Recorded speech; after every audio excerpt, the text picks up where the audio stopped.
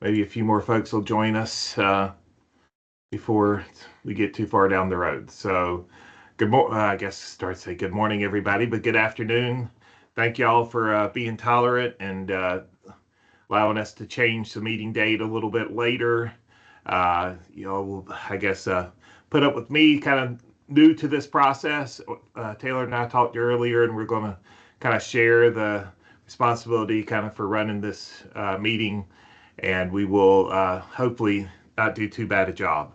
So but it was a good delay for a week. It was a really interesting meeting with the task force last week, and we'll probably talk about that a little bit at the end. So without going too much farther, let's start with Doug with the roll call. Alabama. Seth Maddox. Arkansas. Illinois, Doug McLean. Indiana. Adam Phelps. Iowa. Warren Jones. Kentucky. John Brunches. Louisiana. Manitoba. Michigan. Callie Rush. Minnesota.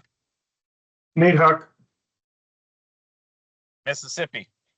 Houston Havens. Missouri. Reed Vigut. Ohio. Ontario. Saskatchewan.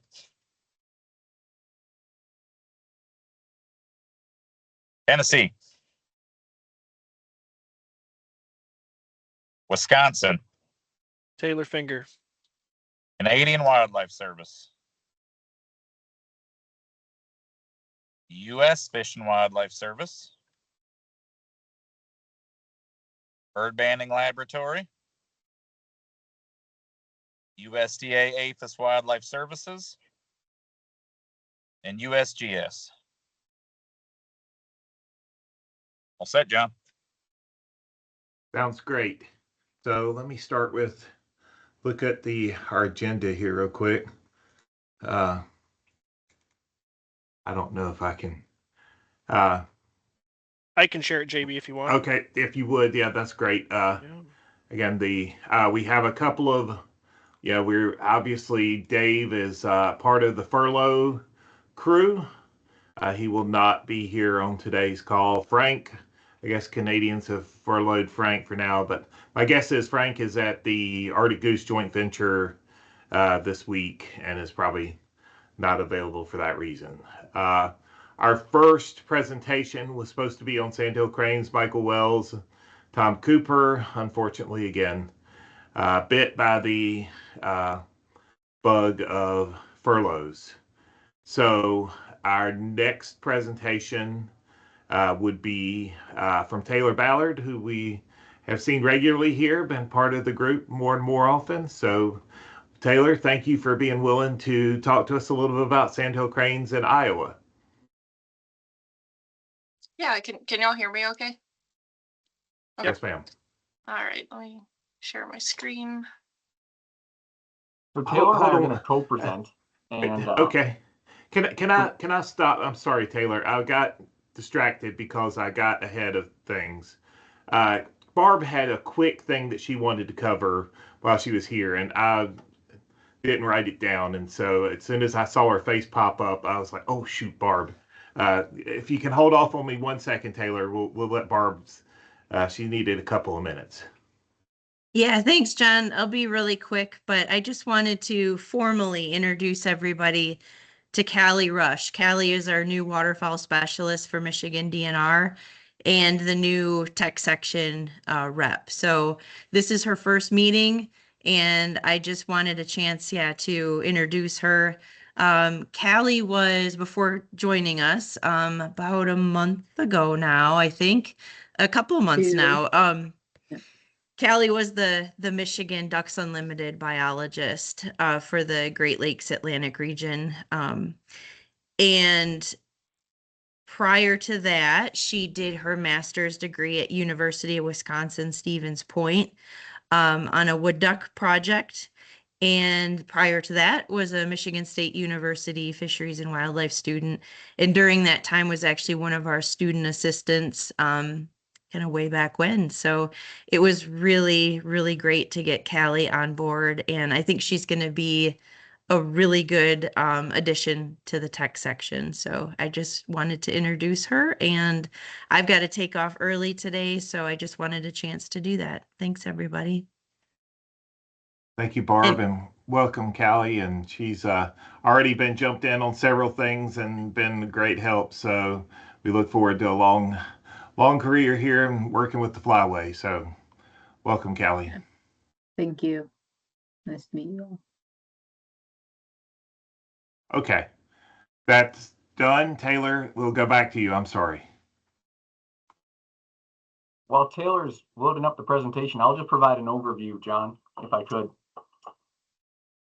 So I've been looking for an opportunity to have this presentation for the last couple of years now, because our GPS Smart Sandhill trains have actually visited 12 of the 14 states in the Flyway. So I think this will be of relevance to a lot of different partners and states throughout our Flyway and a kind of across central US here. And a little bit of background on the project is the idea for this started from Minnesota, actually. A lot of you may be familiar with David Wolfson's master's work with Sandhill trains. I think that was in the 2018 timeframe. And so this project is very similar and was really kind of the idea from that came from Dr. Bob Claver and I watching David Wolfson's presentations and recognizing the opportunity for similar work here in Iowa. We really didn't know a lot about Iowa trains. And so this is really just a first pilot project where we're learning how to learn about trains is kind of the way we initially thought about it, and we've had some success. So I'm really pleased to have Taylor update the Flyway on what we've found so far. So with that, I'll hand it over to you, Taylor. Okay. Is the presentation coming through okay? Yes. Okay. Just want to make sure I have the right screen. Looks good. Okay. Yeah, thanks, Oren. So I just wanted to start off by providing kind of a brief background on the history of cranes in Iowa. So cranes were extirpated from Iowa from about 1894 to 1991. And then the first documented nest in Iowa post-extirpation was in 1992 at Otter Creek Marsh, which is in Tama County. And that's shown here by the dark blue on the map. And we think that this was likely a pair that came over from the core population in Wisconsin. Fast forward to 2024, cranes have now been documented nesting in 46 counties in Iowa, and those are shown here in dark blue. We've had an additional 43 counties that have sightings only, and that's kind of the grayish color. And then we have 10 counties that we don't have any observations recorded for yet. And so in previous maps of the eastern population breeding range, only a small portion of like the northeast corner of Iowa has been included. So we've made an effort in recent years to improve documentation of reproduction in the state. And this has helped us to see and document this expanding population in size and distribution, and also to provide information to help inform current maps of the eastern population breeding range. So as cranes have increased in abundance and their distribution across the state of Iowa, many stakeholders have recognized this, and the DNR has recognized that there's an increased need to understand more about Iowa's population. And due to the recent extirpation and rarity of these birds, we had several kind of basic biological questions. So what population are they affiliated with? What do their, where are their wintering locations? What do their migration routes look like? And then kind of where are they nesting in the state? What habitat are they using? And so as Oren mentioned, we partnered with Dr. Bob Claver from Iowa State University to kind of start this Sandhill Crane pilot project, and that was in 2020. And so we're hoping that this would begin answering some of those questions. So our main objectives were to first assess the feasibility of capturing cranes in Iowa, and then after capturing them to be able to monitor their habitat use and migration with GPS transmitters. So Matt Garrick led the field work in 2020, and he was able to successfully capture 3 adults and 2 colts, primarily using night lighting, which was really exciting start to the project, though night lighting proved to be more difficult or inefficient than initially expected. So we kind of had to reevaluate how we were going to capture cranes, and decided to kind of make some different efforts and try to capture colts when they were in vulnerable areas prior to fledging. And so we could kind of mainly capture them in areas like hay fields or crop fields. And so during our second field season, when we kind of shifted the focus to catching colts mainly, we were able to capture 12 colts. And then in 2023, we were able to continue that positive momentum and captured 24 colts. 2024, we took a brief pause, but we had 2 transmitters remaining, so we did catch colts to get those put out.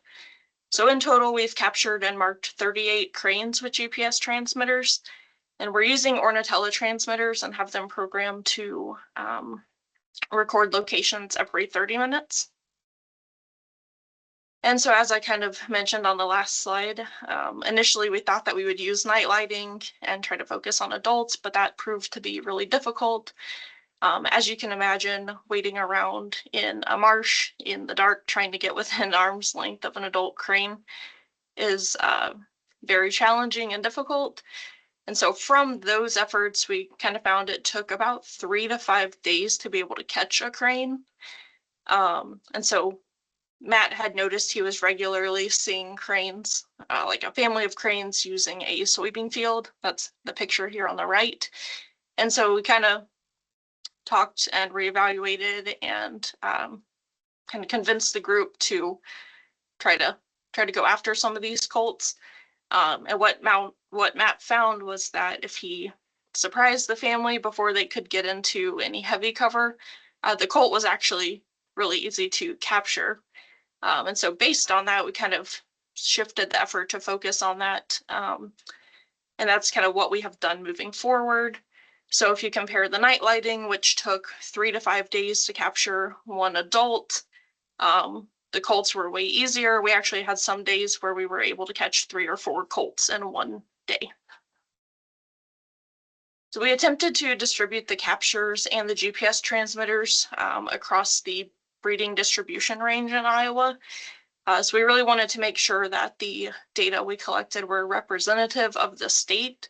So we've put out transmitters in 20 different counties, and those are highlighted here in orange. And so it's good to get this representation across the state, but it did make it a little more challenging because it takes a lot of local knowledge in the areas to be able to first find the cranes, and then also to access the property, and then to successfully capture the birds. So we really received a lot of help from local DNR staff that are throughout the state, county conservation boards, private landowners, and even just interested private citizens who, let us know when they had sightings and kept reporting that information to us. So this map shows the fall migration routes of each of our marked cranes since 2020. So from 2020 to 2024, we've documented 59 migration events. And so these GPS data have shown that Iowa's cranes are largely affiliated with the eastern population, but from the map you can see here, we do have a few individuals that make some pretty interesting or different movements. And something that we found very interesting is that a portion of our cranes, at the start of their fall migrations, they leave Iowa and they move east or northeast over to Wisconsin before heading south. We've had 13 of our marked birds make this movement. And not each of these cranes make this movement consistently each fall, but most of them do. For example, we have, one of our adult cranes, the first that was marked on the project, makes this movement to Wisconsin every fall. So goes from central Iowa over to Wisconsin before moving south. And actually, as of yesterday, 2 of our cranes have reported in that they're now in Wisconsin. And there's a few sites that our birds favor in Wisconsin as their first kind of stopover or staging site. So the Necedah National Wildlife Refuge and the surrounding area near Pentonwell Lake or Castle Rock Lake seem to have quite a few of our birds go there. But then also a little further south of there at various locations along the Wisconsin River, close to the Pine Island Savannah area. We've had multiple cranes go there as well. I just wanted to briefly refer back to this map again to show migration routes and wintering locations. It's a little hard to tell on the map here with all the points, but I wanted to show this before highlighting some of the other kind of stopover and wintering sites used by our cranes. So there's a few common sites where several of our cranes have stopped independently. These include the Muscatatic National Wildlife Refuge in Indiana, the Hiwassee Wildlife Refuge in Tennessee, and the Wheeler National Wildlife Refuge in Alabama. It's pretty interesting to see birds that we've marked in various parts of the state kind of all wind up going through the same areas and wind up together. In some years, we've had a third to half of our birds winter at the Wheeler National Wildlife Refuge. And as I pointed out earlier, our birds have largely followed EP migration routes, but a few individuals take different paths. And so this is one example. This crane was marked in June of 2023 as a colt in northwestern Iowa. And so its migration in 2023 is shown here in orange. In August of 2023, it left the area we caught it and moved up to the Fergus Falls, Minnesota area. And it was there up until November 3rd. Then on November 3rd, it left, came back through Iowa real quick, and then moved over and went down through Kansas, ultimately winding up in Texas on November 9th and staying there throughout the duration of winter. Then you compare that to its 2024 route, which is shown here in blue.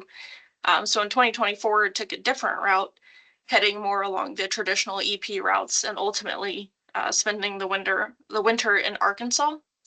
And so this crane's currently in central Minnesota right now, so it'll be interesting to see which migration route it takes this year.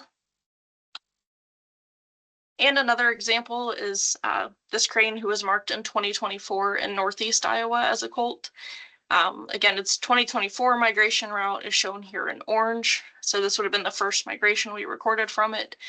And it took that traditional EP route and actually wound up wintering at Wheeler National Wildlife Refuge in Alabama.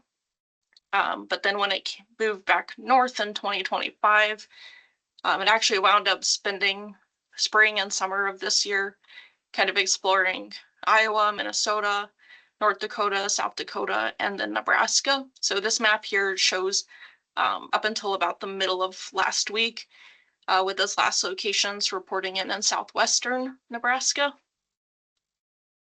But I actually logged into Ornatella, and on Monday it reported down in the panhandle of Texas. So this marks the furthest west that any of our cranes have gone. And it's really interesting to see how its migration route differs so much from last year to this year. And so that's what the map on the right here shows. Pretty much all the locations we've recorded from this crane. So you can see last year spending time down in Wheeler, but then all of its exploratory movements and now going over near Amarillo, Texas. So the transmitters have allowed us to monitor many individuals over multiple years. And it's been interesting to see how different each crane is. Some of them are very consistent in their migrations from year to year. Some differ slightly year to year. And then some, like the last two I showed, have pretty vastly different migration routes from year to year. So it's kind of interesting to see each fall who's going to go where. And then switching from migration to breeding, the longevity of the transmitters has also allowed us to monitor the breeding effort of multiple individuals across multiple years. And so we only have a small sample size of adults, but we've learned a lot from them. So as you can see on the table here, we've had 2 adults who have been very successful And in 4 of those years, or 4 consecutive years, they actually successfully nested and raised colts to fledging. But we had one adult who was not successful ever until 2023. And then unfortunately we lost GPS connection with it last year. So we don't know, we don't know its status last year or this year. But then the other thing that we're hoping to learn is all the birds we've marked as colts, will the transmitters last long enough to capture those first nests? And if so, how many? So far, we've had 2, which are on the bottom of the table here. They were both marked as colts, and we were able to document their first nesting attempts, though they were both unsuccessful. But hopefully, we'll be able to learn more as next year we'll have quite a few more birds coming into that first potential year of breeding. And then we hope to begin analyzing data during the breeding season by first kind of looking at their home ranges. So these are just a couple of examples here of home ranges of our the 2 adults that have been very successful nesting each year. We want to look at habitat use within the home ranges and hopefully use that information to look at the probability of use of areas for nesting throughout the state, kind of create like a habitat suitability map. And so while our immediate next steps are to let the data continue to accumulate, our long-term goals are to use the habitat use data to develop a model of suitable crane habitat in Iowa. And then we hope to also be able to come up with some sort of population estimate and then a trend of that population in the future. And then we also want to continue monitoring this east to west expansion of cranes in the state. And then just before I conclude, I just wanted to acknowledge a few people that the project would not be possible without. So Dr. Bob Claver, who's our collaborator from Iowa State University, Matt Garrick, who was here at the start of the project and led that first field season, and then Eric Murray was our technician in 2022 and 2023 when we had a lot of success capturing colts. And then with that, we can take any questions.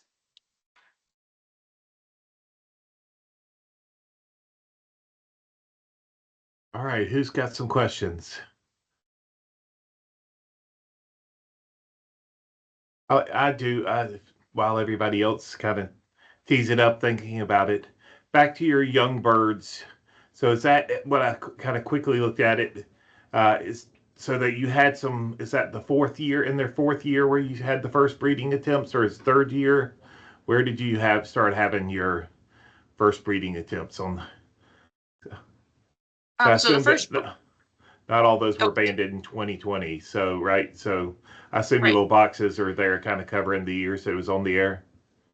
Yeah, and here I can, let's see, can you still see it, the presentation? Yep. Okay, am I on the So right both slide? of them look like maybe the 4th year So it was, let's see. or 3-year-old. So it would have been in, I guess, yeah, technically coming into their 3rd full year. So the birds would have been marked in June of that year when they were, or June or July of that year when they were hatched. So they would have been turning 3 that year that we documented their first nest. So, I remember back in the day, the Crane Foundation was pretty adamant that they didn't breed much before 5. So it's not been your experience. yeah, we had a couple of birds this year that we anticipated hopefully having their first nest. I think there was 3 of them, and only one of those 3 nested, or nested long enough for us to be able to capture that attempt. The other question I had, your counties, you had so 46 counties that have breeding cranes, and then you basically all but 10 had observations. And I guess I didn't see your notes when you said, is that during the breeding season, or is that at any time during the year? So the sightings could be for any time of the year, but the reproduction is where we've documented either birds nesting or successfully having colts. And so those would be during the breeding season. But yeah, the 10 counties that are blank are where we haven't managed to get any sightings or any reproduction. But hopefully we'll continue to fill those in. And your one single record on the previous slide, I missed the year on it, but it wasn't that long ago. 92. Okay. Yep. 1992. So really in the last 30 years since we've been documenting cranes in the state. And again, they've seem to be expanding in their distribution pretty rapidly, I'd say. I think they're going east, certainly going east and west out of Wisconsin as fast as they can go. Sorry, Taylor. No I worries. see a couple. I see Taylor. You got a hand up? Yeah. I just had a quick question, whether it's for Oren or Taylor. Are you guys planning? JB, you gotta mute yourself. Or somebody does. Well, maybe through Taylor too. Yeah. Are you guys planning on doing any counts like during this? Like we count, I think Michigan might as well count sandhill cranes through our spring waterfowl survey. Is there any intention, or going to collect information from this and make a determination on how you guys want to start developing a population estimate? Either one of you guys. Yes, Taylor, we would like to get there. We're not there yet in terms of a spring survey or some sort of survey or a trend analysis in terms of our breeding population. Our hope is that we will get there. We're not quite there yet. They're not in high enough densities for us to detect in our 4 square mile survey, which is our breeding waterfowl survey. But it is a priority for us to try to investigate a way to conduct a spring breeding survey for sandhill cranes to get a better sense of their distribution and trend over time.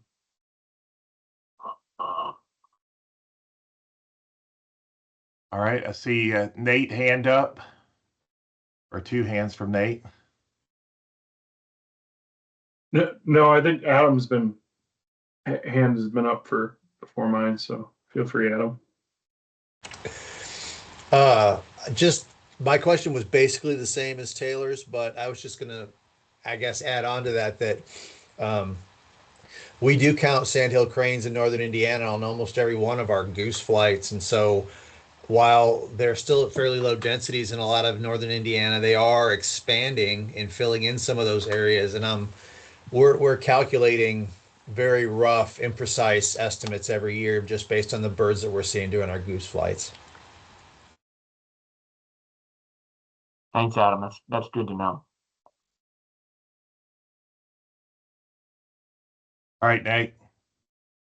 Yeah, I guess I got 2 things. So I guess the first question is, I know, part of the reason for targeting those adult birds, was some of that stuff from Idaho on catching colts and all their colts dying. What kind of mortality did you guys have of your colts after capture?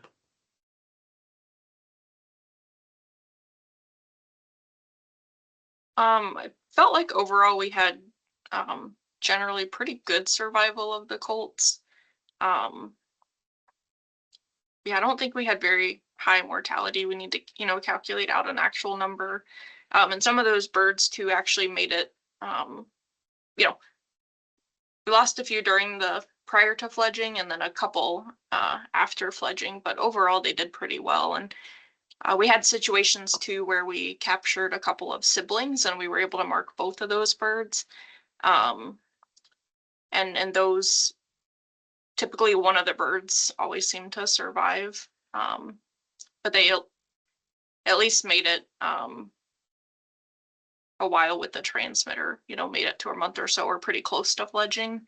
And then a couple, like one we monitored, that bird that went up to the Fergus Falls, Minnesota area and then down to Texas, that was part of, that was one sibling. And so we monitored both of them up until the Fergus Falls area. So they were post fledging and then we lost one. So I think overall we had pretty good survival, but we do need to calculate that out. Nate, we were hesitant about that. And so a lot of times we're catching these birds that are just a week or 2 away from fledging. Some, at a minimum, they were 4 to 6 weeks old, sometimes closer to 7 to 8 weeks old. But we were pretty pleased with the survival rate. I would guess 4 out of 5-ish range would survive, and maybe The fifth one wouldn't make it, oftentimes due to predation, either prior to fledging or even post fledging. We lost a few birds to predation. Cool. Yeah, maybe it's just the conditions they caught those Idaho birds in. Maybe they just stressed them out too much. And then I guess, yeah, just like a casual observation, Dan Collins out west has been saying for a few years that maybe there's just one big Western crane, and I think your observations would suggest that maybe there's just one big Eastern crane too. Yeah, it's interesting being on the western edge of the EP sandhill cranes. As our birds are pushing westwards, it's really interesting how some of them do end up associating with the central flyway and the MCP population. That switch of flyways is something that we've seen. If I'm not wrong, we've seen in Minnesota type cranes that one year they're flying the EP and the next year they're flying or the mid-continent. Yeah, I think Cooper and Fronsack showed that quite a bit in some of the stuff they've showed before. And David Wilson's work too. Yeah, pretty interesting. But like Nate said, it really calls into question about those. Where are the boundaries as these populations continue to expand? I always kind of wondered if the EP was really just a pocket of birds left from the mid-continent. Birds were farther north and more remote areas, and that we just killed everything else, and now it's expanding back to find out that it's just one. It was one big population versus these two. Yeah, it'll be really interesting if they fill in kind of like Canada geese have. If it just becomes one gradient or continuum of birds across temperate North America. They're definitely a species that's doing well with an exciting future.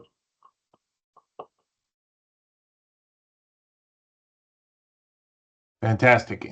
Other questions? It was, Taylor, really great presentation. Cool stuff. Lots of good information for us. Houston's got his hand up. Houston, fire away, brother. Hey, no question here. We just wanted to say thanks to the folks in Iowa for sending out the periodic updates for where birds are when they're moving around. It's interesting to see, especially for a state like Mississippi that gets relatively few cranes in the fall and winter. Just interesting to see what parts of the state they're using and how things are changing. You got your own population down there, Houston, don't you? We do, down on the coast.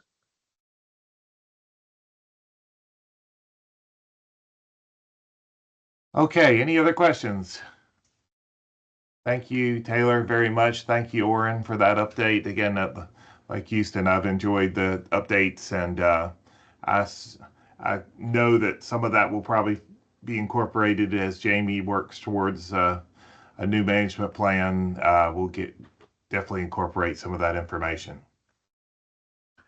Okay, next on our agenda, we have the OMB letter discussion. To the tech reps, I sent y'all the kind of the last version of that just a little bit ago. We will see. Let's see if we can. If you remember, this letter was written by the non-game section, brought to us in the waning moments of our meeting in September, and we were generally not comfortable with the language of the letter, and so we declined to sign on to it. Council decided that maybe it would be best to wait and see if we could come up with something joint. Nate worked with, I think, the non-game folks to develop a letter that was softer, maybe is the right word. I'll let Nate say if that's would be his wording, but a little bit not quite as harsh. And so I sent it out to you guys a little while ago, and kind of I got some comments back from a few of you. I tried to incorporate most of those comments. The only thing I really wasn't able to do, Callie pointed out there was a place where we needed some examples, and I was not knowledgeable enough to add those examples. But I guess we need to, let's go back to the letter and decide what we want to do with it. And so let me see if I can make my screen display here.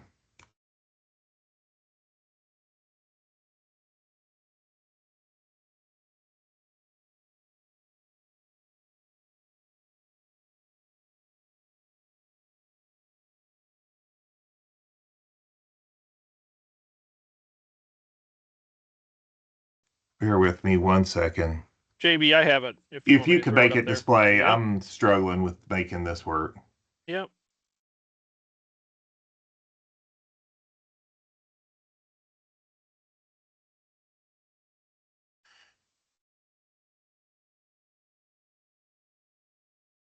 Well, again, the recommendation is basically that we send this letter to I remember it's the Secretary Burgum, copy and 12,000 other additional people, and to basically express our concerns about changes to the Migratory Bird Treaty Act.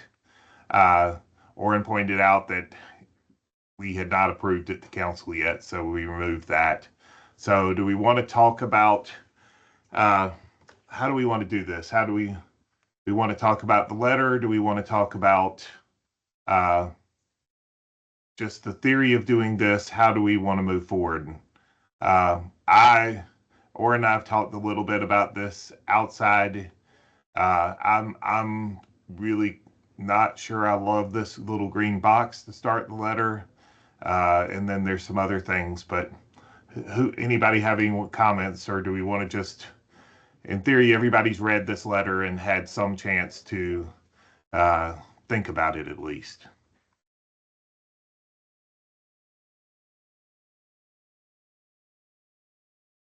Yeah, I think I guess the sake of Robert rules or whatever, we make a motion in a second so we can discuss it, right? That's probably correct, yes. So do I have a motion that we move forward with this letter, that we have a recommendation to council to support this, to send this letter?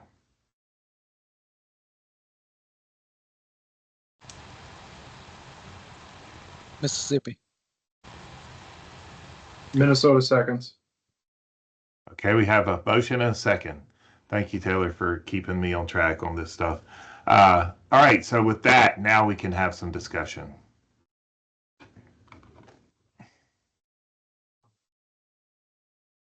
John, I'll start. I guess I have two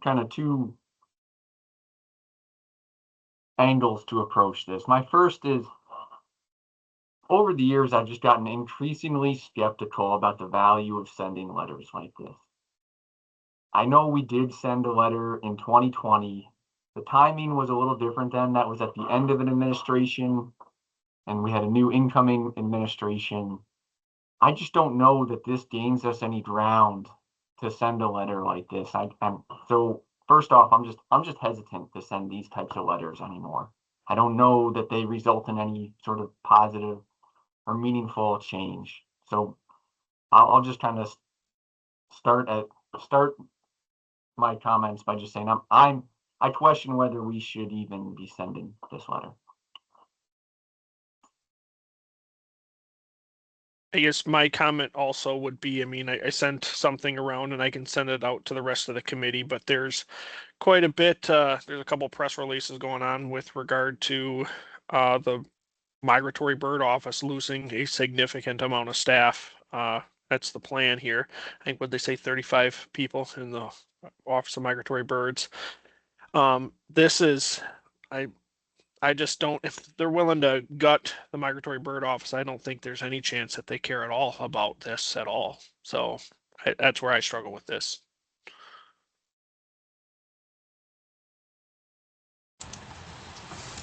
So I completely agree that, to say it nicely, this is going to fall on deaf ears. I also think it's important that we maintain our positions on things like this. I think giving in to the fact that it's falling on deaf ears is a bad precedent to set. I think if we think that this is true, if we think that this legal opinion is a bad idea, we should say so.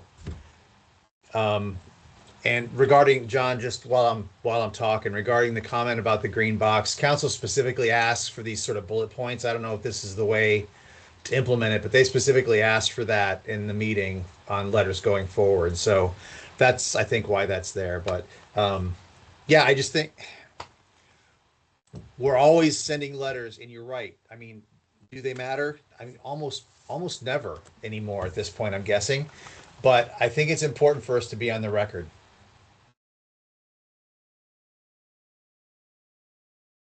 I guess, I mean, I just jump in here. I agree with, I guess I agree with both Oren and Adam in this. My one concern is,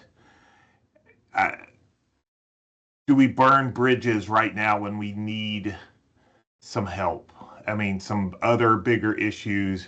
Are we, yeah, I don't know, with the new director of the Fish and Wildlife Service, is this going to, I don't know. I mean, normally I was always in support of these type things. Right now, I'm just not entirely sure where to go because I agree. I don't think it does us any good other than, again, standing up for a principle that we believe in. But I do believe that there's a chance that it gets us blacklisted a little bit, but maybe not. Maybe we don't care. We just move forward anyway.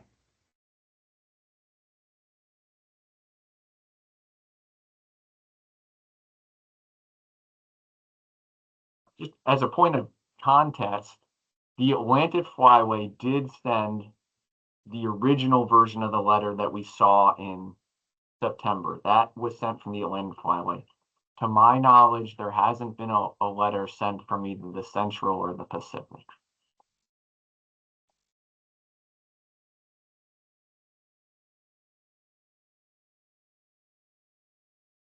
I guess, John, to your point, I kind of think back to what Adam was saying. I think if we think this is our position on an issue, then I guess I really don't see the damage or, really even considering other sides. I mean, we just simply send, what our position is on the things that we care about and leave it at that.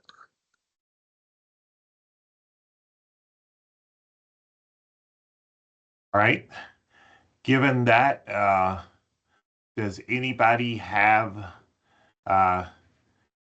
any changes to this letter beyond what has kind of previously been done? If Callie's on here, somewhere down at the very end is where she had I think it's like the next to last paragraph.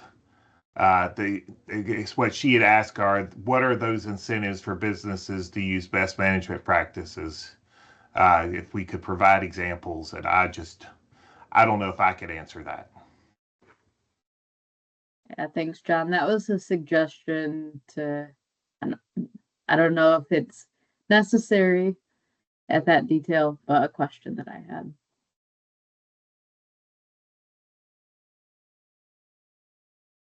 Well, isn't the incentive that they would get penalized under the previous rules of the MBTA? And so by removing these, they're not going to be penalized. And so there's no incentive for them to mitigate, right? Isn't that the premise there?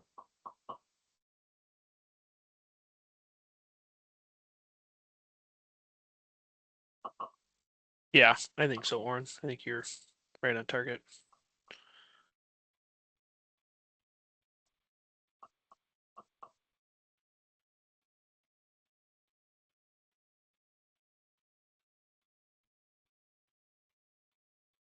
Do we need to fix that, or since the non-game folks have already, basically the non-game folks have signed off on this as is, do we, are we at a point where it's good enough and we can send it on to council, or do we want to wordsmith it?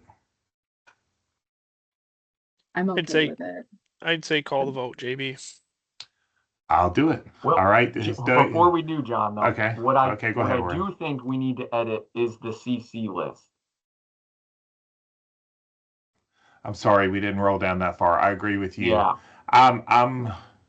I'm have some serious concerns about some of these on here. I mean, the only people that I really feel like need to be CC'd on this are the chairs of the flyway councils, maybe. The congressional delegation, I think Adam pointed, or Orrin, I can't remember which of you pointed out. That could be a humongous, gigantic group of people and a huge burden on the Secretary of Council. I just don't know. I don't know that there's any value. I definitely would not be in favor of sending anything to Defenders of Wildlife. So I would just maybe just copy because Orrin, you had obviously found out that Atlantic Flyway passed this, so we should copy the other councils. But is there anybody else in this group that you feel like needs to be included? Well, I guess I just wonder, should it go to the chairs of the councils or should it go to the chairs of the technical sections? Well, the letter is coming from council, so I would say the letter goes to the other councils, I would think. Okay. I'm happy to share it as we passed it with the other chairs of the tech sections, but as far as this letter, I would think it should go to the other councils. Okay, I'm good with that. As long as you're going to share it kind of informally with your the chairs, the tech section chairs, then I think it makes sense to go to the other council chairs as well. Do any of these others, or do you remember if you saw the Atlantic one? I mean, I don't remember that we've ever kind of copied AFWA and stuff. Ducks Unlimited, Delta. I mean, I don't remember any of these things ever being included in our copying. I mean, technically, Ducks Unlimited is part of our council, and Delta. And like, there's people on this tech sections that they can get this from, and the council should be sharing it with AFWA. I don't know if we have to do that for CC. My personal vote is to remove all the CCs, but the other councils. Yeah, my question is, what are we hoping to gain by copying these? Like, do we want them to go out and amplify that voice? Do we want them just aware? Would it be something that's, better just left off?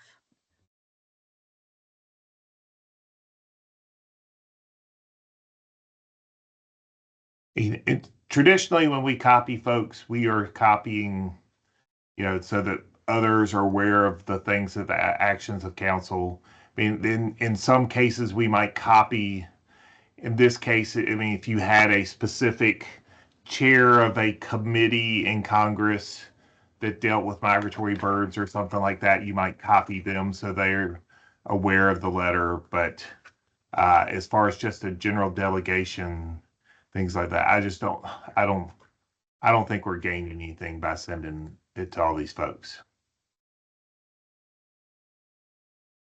I just found the Atlantic Flyway's letter, and they didn't list a CCs of any of them on their letter. So this must have been, I guess it was added by our non-game folks.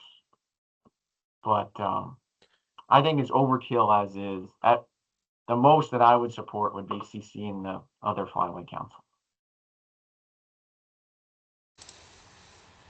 Our letters for a long time in this regard, especially like NACA, NAWAMP funding stuff, has all gone to our congressional delegations. And I think it took Aaron 2.5 days to send these frickin' letters when I was council secretary. Like, it's just ridiculous. These people are just throwing these letters away.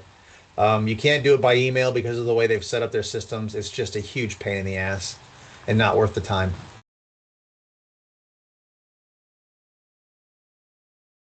So Adam's probably the most recent before Orrin started secretary. So that's a good perspective on who's getting it.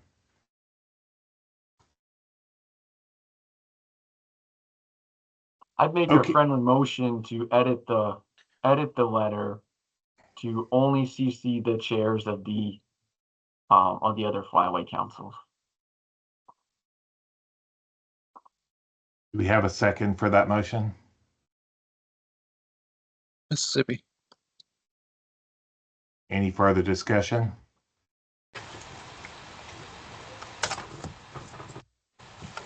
All right, get rid of it. We'll get rid of it. Any other concerns about this before we put it to a vote? Okay, so all those in favor of supporting, let's see, what is the recommendation number back up there, Taylor? So is this, Warren, do you remember it wouldn't be joint one, would it? We did have a joint. Yeah. It's still joint one? This will be, because this is the first recommendation in this new cycle. So it starts after the last meeting? Yep. Okay. Yep. So joint recommendation 1 is that the Mississippi Flyway Council send a letter to Secretary of Interior Doug Burgum expressing strong concerns about the weakening of the Migratory Bird Treaty Act.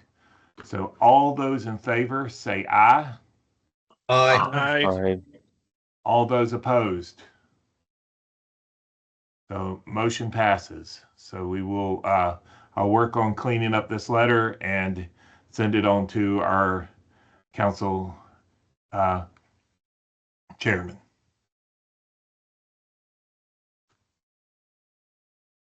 Okay, next topic we have on the agenda here is our friends Houston and Nate going to give us, are there any updates on the two-tier working group since the last time we met? None that I'm aware of. I'll turn it over to Nate. Nope, nothing here. So Nate, Houston, so there's still, if I remember right from last meeting, there's some intention of this winter and then the coming next couple of months of asking folks who might be interested in participating in round 2. Yes. My intention is whenever the Fish and Wildlife Service gets back to work to push this along so that there's something in March or February. So Warren's got his hand up. Warren? You're on mute, Warren. Weren't we expecting the final report in September? Yep. And who's that report coming from? Rocco I think Rocco. Okay. So it's not federally, there's no excuse in terms of government being shut down. Okay. September 1 was the original deadline.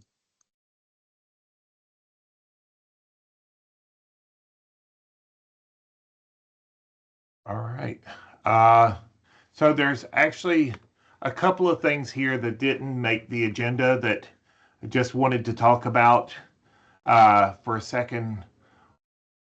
Warren and Taylor, I guess, you guys there was a topic, Warren, that council asked us to look into. Do you want to share that with folks? Kind of just a quick summary and see, we asked Mike Irwin as the chair of the Habitat Committee to look into it. We haven't gotten very far with this because of the government shutdown, but Warren, you want to just share so that everybody's aware that it's coming probably if the government ever gets back to business?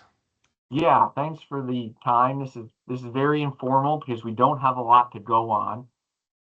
Todd Bishop, chair of the council, called me September 30 upon his return from the AFWA meeting to ask that whether the flyway should be engaged or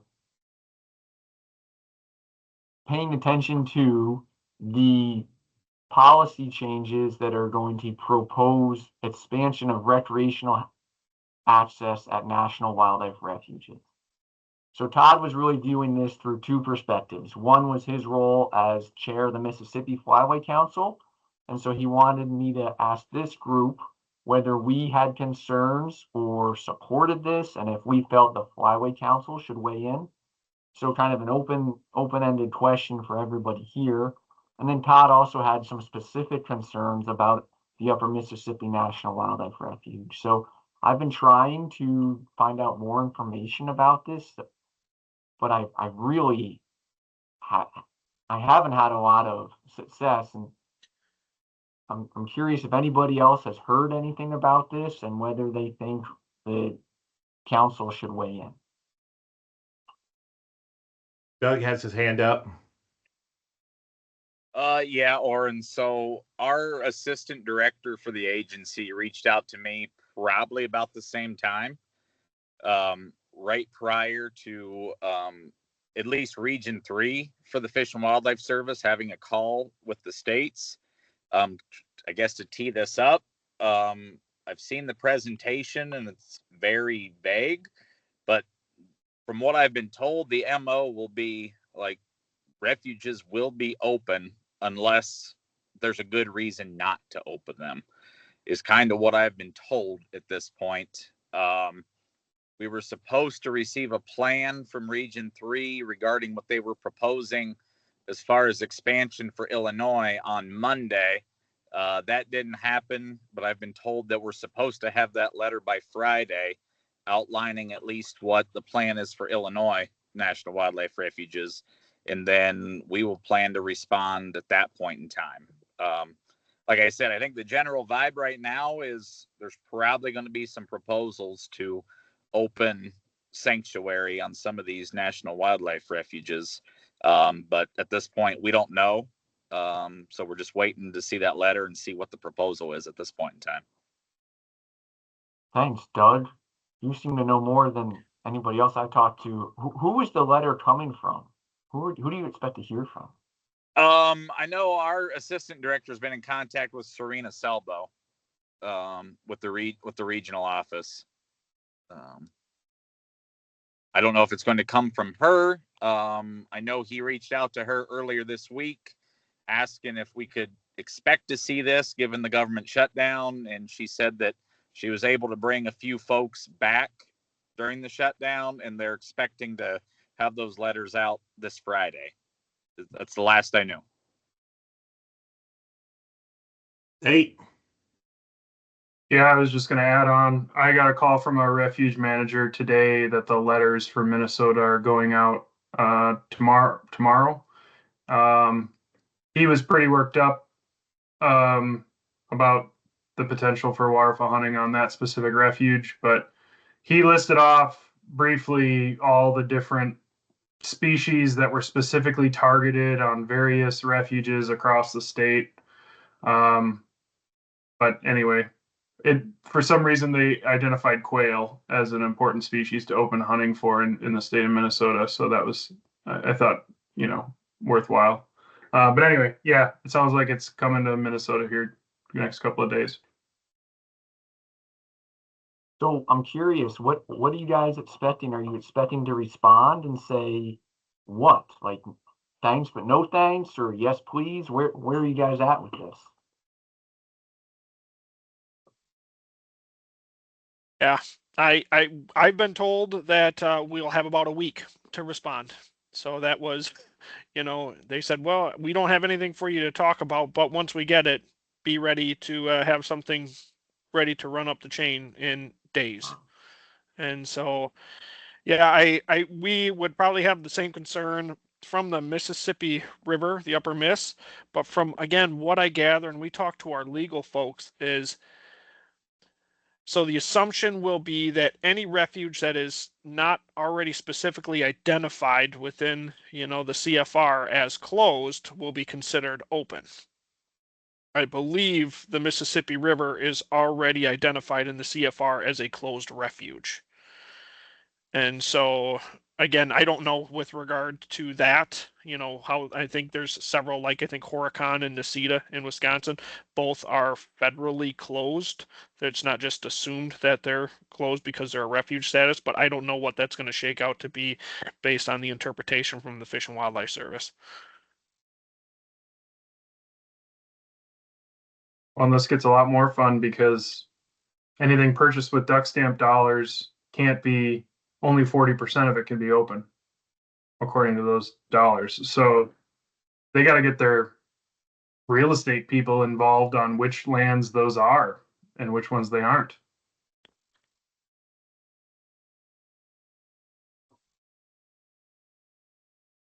So I guess this is a lot of stuff coming. Back to Oren's original. Is this something that we should be commenting on or sending council information on so that they can comment? I mean, it sounds like it's coming and coming fast, and there's no way we're going to get ahead of it. But what do you guys think?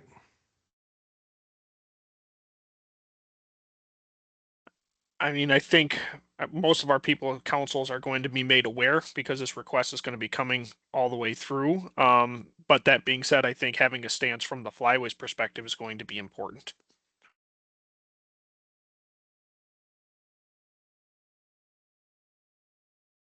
What would that stance look like, though? I mean, yeah, I think these are, I hate to say it, but it's a case by case basis. There's some refuges I think we could all agree, yeah, you could open up a little bit of that, and that'd be okay. And I think there's a bunch of other ones who'd be like, no, don't touch that. So do we really want to? I mean, and we have. I was told we have 30 days to respond. So I guess I would ask you guys, anybody who gets this, whenever it comes, if it's sent out in the next few days, let's get it to me or Taylor, and we will work on maybe getting it to the whole group, and so that everybody's aware.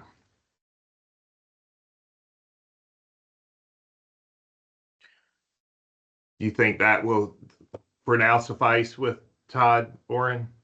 Yeah, this was good to know. I appreciate the information that Doug and Nate had there. I'm in the dark about it. I think I can take this back to Todd, and it makes sense. It really is a case by case basis. And unless we see some sort of overarching pattern that we are either in favor of or opposed to, and I suppose the only way we get there is by putting the pieces all together. And so if John and Taylor, if you guys are willing to play that role, I think that would be helpful.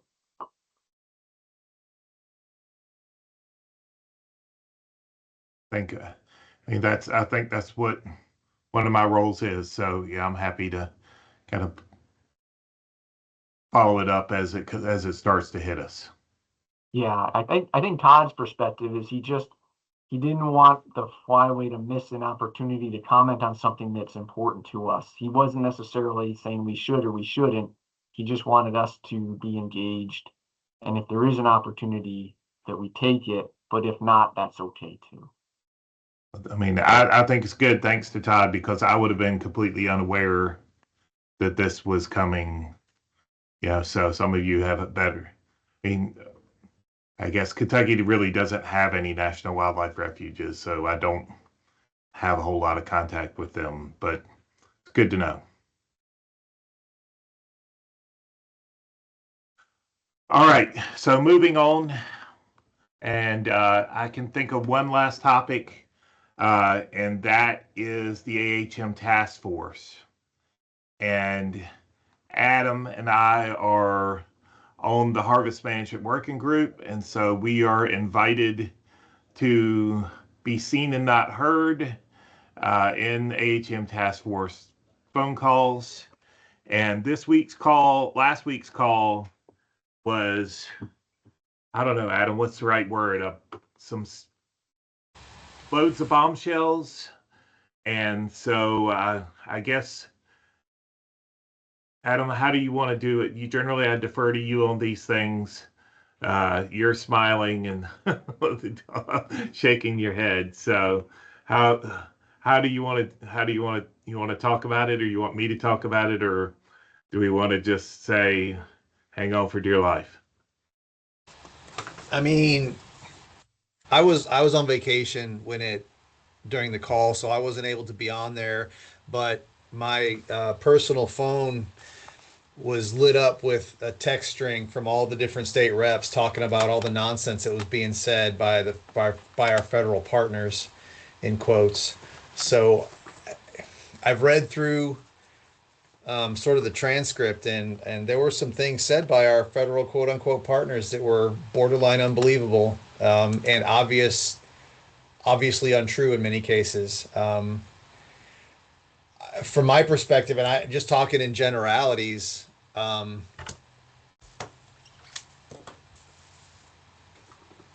very concerned about the future of the flyway system after seeing what happened on that call. The feds are being either are being pushed or are pushing to basically make this a unilateral thing and use this AHM task force as cover to say that they're working as a partner. That's my impression of what I saw being said by Kirshner and Jerome Ford. And if that's the case, some of the things they were floating could very well be the death knell of states having any say in migratory bird management, harvest management. John, go ahead. I think to be a little bit specific on what Adam's saying here, the start, you are all aware of the discussions that we've had dating back a year ago about the regulatory process, the multiple steps that the Fish and Wildlife Service has to go through, and that we were working towards having a document that allowed them not to have to basically publish rules every year, that instead they could publish a memo. Hey, here's changes we're going to make to the things as it stand. Well, we were basically told by Jerome last week that memo now includes a 3-year process. So that basically we're only going to address migratory bird issues every 3 years, not every year. And that sounds like it's coming down the road, and it will be, he said, don't worry, you'll have a chance to comment on it when it is in preliminary rule. It's not set in stone. Y'all can comment on it when it's a preliminary rule. And so for me, as a partner, for the first chance that we get to see, I mean, we were involved in some of that initial discussions about the making things simpler, the process simpler, so we aren't coming up, it's the deadline every year.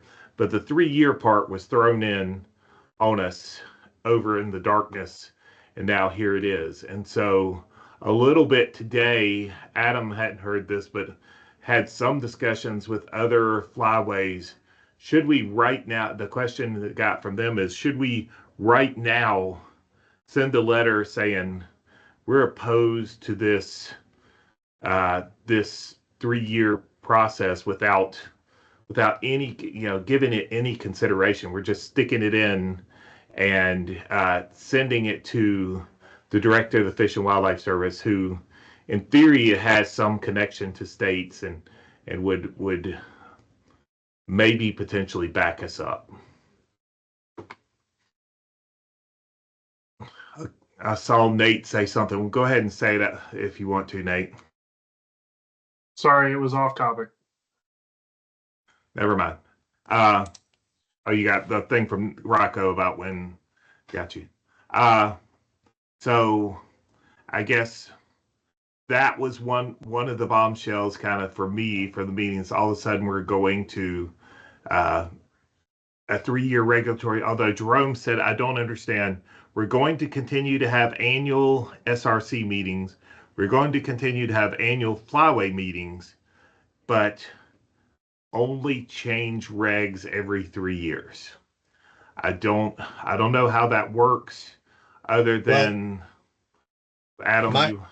My understanding was that basically the way the memo was is set up to work, where we thought it was going to be things year to year stay in the policy memo unless there's a change, right? And so the same thing would still happen. They would just put basically everything in for 3 years instead of 1 year, with the understanding that there could be annual changes based on status reports. And if that's the case, it's a little bit less threatening than sort of set and forget it for 3 years. Yeah. But I mean, who knows? We haven't seen it, right? Yeah. I think that's the bigger point. I think there are some insider type scoop is that on an annual basis we can restrict, but that we can only liberalize every 3 years. So we shall see, I guess. I still, what I don't, if way you described it, why make it for 3 years versus I mean, I don't know how other states do, but our regs in Kentucky are what they are unless you change them. And so why do they have to put a 3 year version out there? I don't know. It doesn't make sense. The other kind of big thing for me was that they said that the new director of Fish and Wildlife Service wants the task force to have recommendations for how we're going forward in the next 6 to 8 months. The group has been together since June, and they've had 3 meetings, and they still aren't quite sure what their role is, let alone having a recommendation for changes. A 6 to 8 month time window for me means there can be no science involved in the decision process for how we move forward. So there's no way you could evaluate any proposals.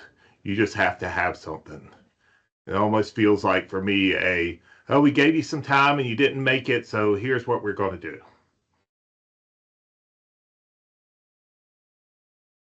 Oren's got his hand up. Oren? Hey, thanks. Just a few comments here. When this first memo, the idea of the memo was introduced, wasn't there a lot of concern that if it was a meaningful change, it would trigger or require an EA, and that would be just such a huge amount of work that the division wasn't even going to be able to do that? Does anybody else recall that? Yeah, I think that was the opinion of the solicitor's office or whatever it was, and that was kind of why it got hung up, because they couldn't seem to get past that point. So then it would certainly seem like if we're shifting from a 1 year to a 3-year term, that would trigger an EA. But is that under the Trump administration? Is that no longer a concern now? Is anybody else tracking that or have similar questions?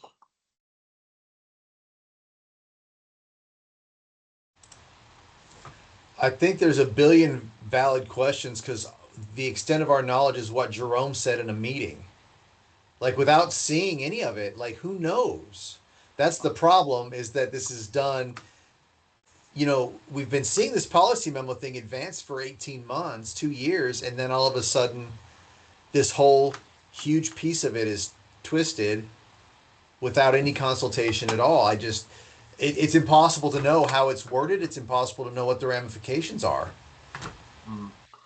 So then that's going to make it very hard to respond. Like John mentioned, it's going to be very hard to respond proactively if we don't have anything really to respond to, right? It's almost like that was intentional. I think that John's point is a good one, and I think that one of my biggest concerns, and Jerome swore in the meeting that this wasn't the case, but it seems to me that it's extremely possible that he has the director's ear and has been sort of actively or subliminally pushing him in this direction of making these changes very quickly in the ways that Jerome is predisposed to approve of. So I think, based on what I've heard from a bunch of people at council level type administrators say about the new director, it might be a really good move to send a letter directly to the director and say, what you're hearing from forward is bullshit, and this is what the states actually want. Maybe worded a little nicer. Jerome over and over said, well, this was the director's idea. This is his idea, and this is what we're doing. It's not my idea, it's his. And so I guess I ask other folks in the Harvest Management Working Group, one of two things happen. Either Jerome is giving him his ideas, like Adam said, or there's somebody outside that's working against us that has filled this. The director didn't come to these ideas on his own. So which is it? And I think that I come to that it's Jerome telling him this is what we need to do. But there were a number of folks who met with the new director at AFWA, and none of this was he talked about a bunch of things and didn't say anything about this 3-year process. I just don't know how much. I think it's Jerome got his ear and is maybe not even the director's not even aware that he's saying it's his idea. So John, as I from where I sit, it's especially after this most recent meeting, it's kind of become clear to me, and maybe it's clear to you all, or maybe it has been clear all along, that the objective of Jerome Ford and Eric Kirshner is to use the task force to reduce the Fish and Wildlife Service's administrative burden for waterfowl regulations. And so I've been asking myself, like, well, should we oppose that? Do we oppose? And I don't know that I oppose that in and of itself, but I also don't think I'm comfortable with how they're couching it and that the system is broken, because the system isn't broken. And I'm concerned that these administrative efficiencies won't be in the best interest of the resource that we're supposed to be managing, nor our stakeholders, e.g. hunters. And so I think that's where I end up on this task force. And if a letter directly to Nesbitt explaining our concerns or skepticisms, I'm open to that. And it seems like if we're going to do that, that it would be good to do that sooner than later. That's just kind of where I stand on this. The folks in the Central kind of tended to agree with you, Oren, that there would be value in that. I just want to read one thing that Jerome said. I asked the technical people, as I have within the U.S. Fish and Wildlife Service, to put something on the table and say, we can do this. And every time it's been a resounding, we can't do that. We can't do that. We can't do that. And I'm going, again, Jerome saying, okay, we need a task force to get change. I think that he, in this task force, painted the technical people in a pretty bad way. I don't believe that ultimately technical people said, no, we can't do that. I think technical folks have said, give us some boundaries within which to work, which is the part we've never been given. What are the things? How much money do we have? Are we going to have planes? Are we going to have banding? Are we going to have any of these things? It's a frustrating. We're in a really frustrating place. It's super easy to throw everybody in the technical side of things under the damn bus when none of them were there because of the furlough. Like the only two service people on the damn call were Jerome and Will. It was, well, and Eric, obviously. But yeah, that's just unconscionable. It's just ultimately, Adam, help me if I'm wrong about this, but the Harvest Management Working Group, Jerome told us 1,000 times the task force was Ken's idea, but it really feels like the Harvest Management Working Group asked for this because we were never being given bounds. Every time we ask, what are our bounds? They said, just come up with something. And so that's why we wanted a task force, is to give us bounds within which to work. Okay, here's what are we willing to risk? Are we willing to, lose hunter population? Are we willing to risk bird populations? Are we, do we want minimal regulatory change? What are the things that we want out of a hunting season? Feels like that's what the task force should be. And I'm afraid they're kind of down in the weeds of worrying about what the details of how you set harvest regulations. how you do surveys and that kind of thing. I don't know how much of this is productive, but I'm 90% confident that the task force idea was Boomer Endeavors, and it may have been Ken's so far as it was his idea to pass up to Jerome, but um, I think Scott was just out of patience without having any policy guidance to sideboard our work.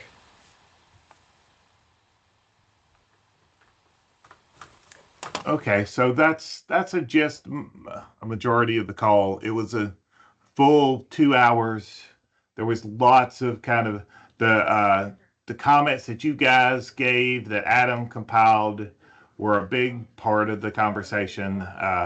There was a lot of kind of what is the task force? What are its sideboards? Eric gave another doom and gloom presentation on how the service, how they're out of money and how they do.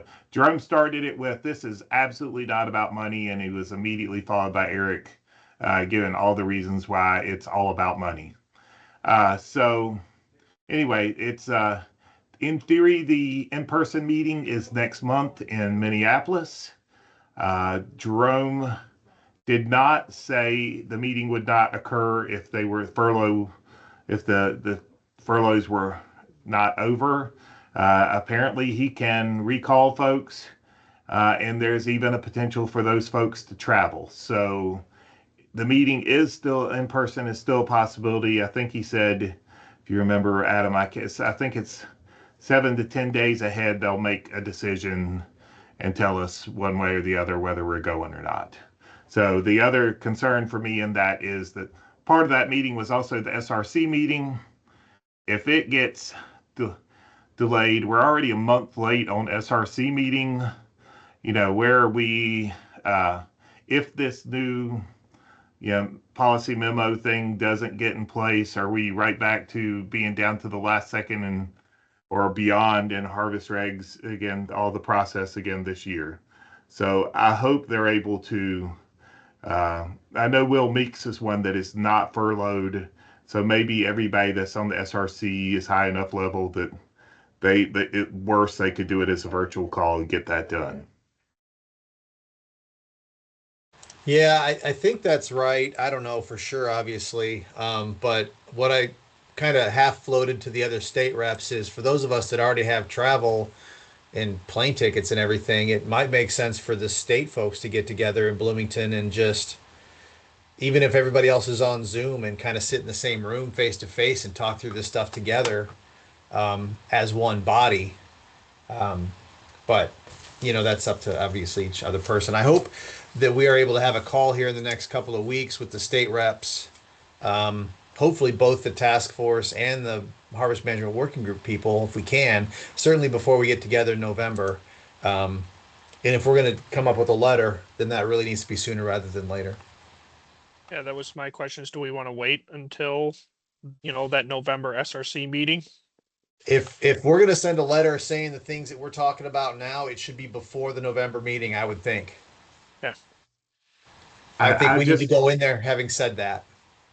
I sort of feel like the moment government's moving again, we're going to see this. And the longer we wait, I'm just afraid that once it becomes a preliminary rule, our chance to change that pathway becomes nil. That we might could head it off before it gets published as a preliminary rule. Warren's looking thoughtful.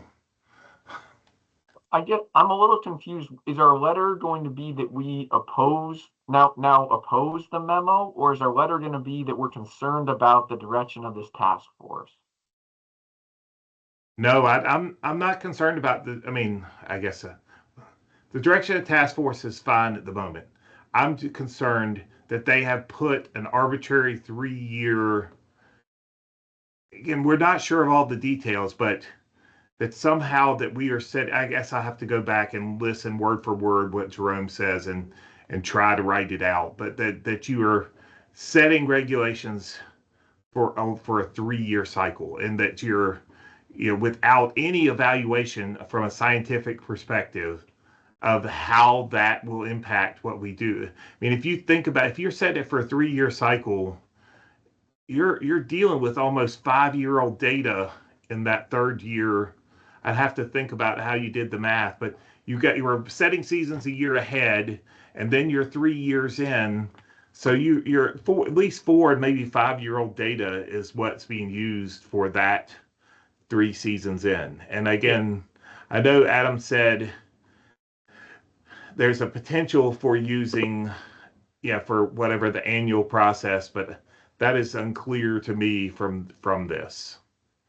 I think, that's the crux of the argument, is that this arbitrary 3-year provides zero guidance on the monitoring, the banding, the surveying, everything that we feel is necessary on an annual basis to manage the resource. This 3 years just circumvents that completely without talking to anybody. I would think that setting regs for 3 years would have implications for the AHM optimization process. What are your thoughts, Adam? I have no idea. I mean, you know what that process looked like when we didn't have data, right? Like that projection that they had to figure out a way to run. It's just that uncertainty is just going to amplify over time. So, I mean, just spitballing, unless they just say like, we're going to set the season in 28 and that's just what we're going to use for 29 and 30. That's one thing. And that's maybe doable, whether or not it's a good idea. If they're running an optimization each year, because of the uncertainty, it seems to me like you've got a real good chance of a better chance each subsequent year of getting restricted because of the uncertainty in the model. But I don't know what I don't know what they're thinking. Adam Jerome went on at an extreme period of length about how stressful it was for his staff to have to make all these annual reports, and how they stayed up late at night and many nights overnight and on and on and on. So it's it felt like his intent was to do away with the annual report process, which again, but then later he said, well, we're going to keep flyway meetings and keep SRC. So I don't know how that all matches up, but my gut is that what he's proposing is, it's like the Canadian system where we're setting it for multiple years and revisiting after a couple of years.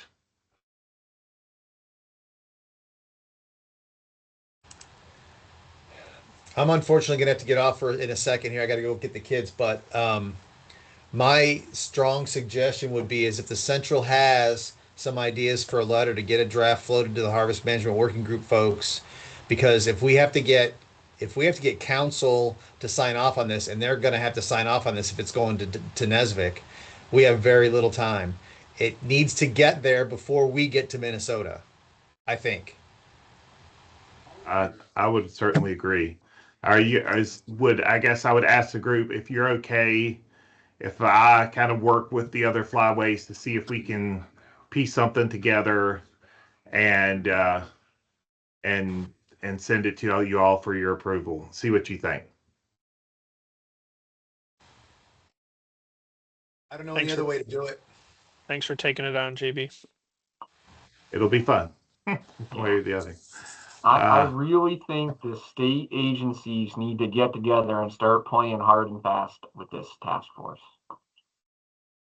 Yeah, I just feel what we heard in that meeting was a lot of Jerome blaming NESVIC for ideas that this is what my director wants, and so this is what we have to do. And I just have, based on conversations that state people had with NESVIC at AFWA, I just question whether NESVIC knows that he had these ideas or not. But we'll see, I guess. John, what was the attendance like as far as the task force membership? There were 2 Pacific Flyway reps. They were both there, did not say a word the entire conversation. The Central Flyway, Sean Oldenburger and Tim, I can't think from Nebraska, were active participants in our flyway, Luke, and believe it or not, the Tennessee rep didn't attend again, so Joe filled in for him this time. And you guys know Joe well enough to know he actively participated. And then 2 guys from the Atlantic Flyway, which Delaware and Rhode Island, and they were minor participants in it and had some good things. So everybody was there. I think pretty much everybody was there except for our representative from Tennessee, and Joe participated a lot. And I sort of got the feeling that Joe might be our permanent person now versus Maxidon, I guess. We'll see. I'm kind of coming to the place where, I mean, Luke is incredibly good as a technical person. I really wish that we had a director level person to have the gravitas, and also not, we look at things from a technical aspect every time. It's probably value in having a or there is certainly value in having a director level person who deals with other things. And I think what we want the task force to do is to tell us big picture things. How are we willing to lose some hunters? Are we willing to do whatever to make these changes? And I don't, it feels like a little bit the task force is still too caught up in the technical side of things to do that.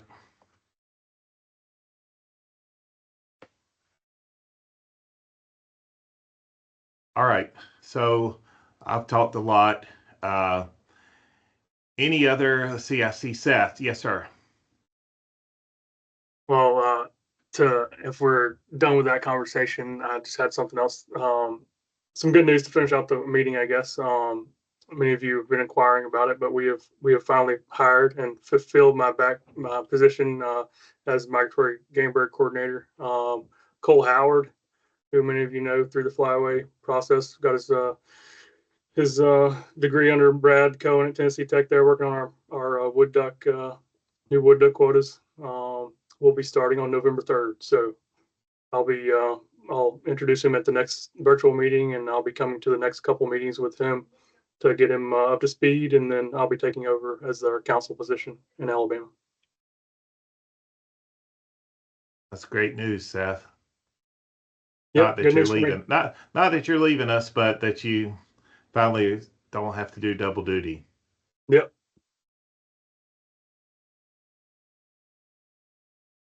All right. Any other additional comments for today? JB, I'll just send along those 2 news articles to everyone on the flyway thing, just where we've been recently hearing about the significant reductions in staffing for the Fish and Wildlife Service. I'll send it off to everyone. And just the I guess discussion this morning from AFWA type folks is that yes, there's going to be some reductions, but Migratory Birds is hoping to fill that with the kind of positions that they've already lost through early retirement. Sounds good. Anybody else? Any last details? Sounds great. Great to see you all. Taylor, are we going to switch back next month to our normal meeting time? Yep. Which is, I guess, I don't know what it's the second. Is it right? Second or third? I think it's the third Wednesday. Third Wednesday. Yep. Yeah. So that will be the 19th. So we will see you all the 19th next month. And any of those y'all farther north, they're getting to duck hunt. Have some good days of duck hunting. And those in the south, look forward to it coming up soon. All right. That's a wrap. I have a motion to close the meeting. Alabama. Second. Wisconsin. All right. With that, thank you all, and we will see you next month. Thanks, JB. Thank you. I John, will work on trying to, yes. Will you, so now when I end this, do I upload that to YouTube? Uh-huh. Okay, so when I end it, when you end it, you can. I mean, basically, it'll take it a while to save it or whatever. Yep. There's somehow or another that I think it's like in the more actions or somewhere up there that you can find a way that you can download the video to your computer. Okay. And then you can upload that to YouTube. All right, I'll work on that, and if I come if you across can't figure it anything- out, yell at me or whatever. All right, sounds Thank good. you for everything, Taylor. Great job. All right, bye. Bye.